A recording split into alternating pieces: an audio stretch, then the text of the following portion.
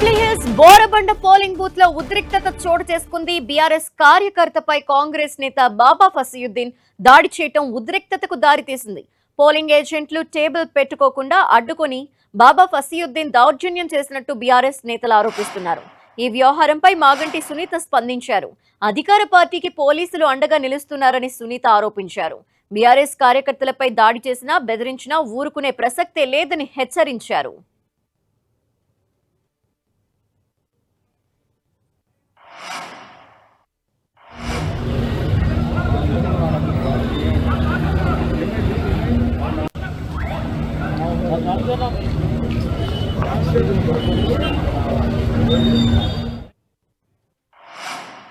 Police brothers అట్లా చూడొచ్చా?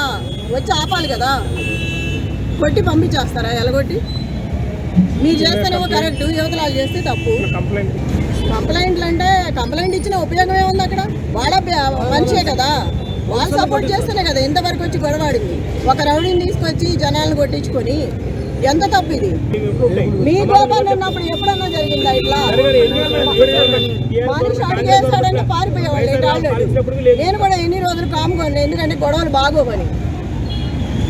అలసిగా తీసుకొని పద్ధతి లేకుండా ఇట్లా చేయకూడదు కదా.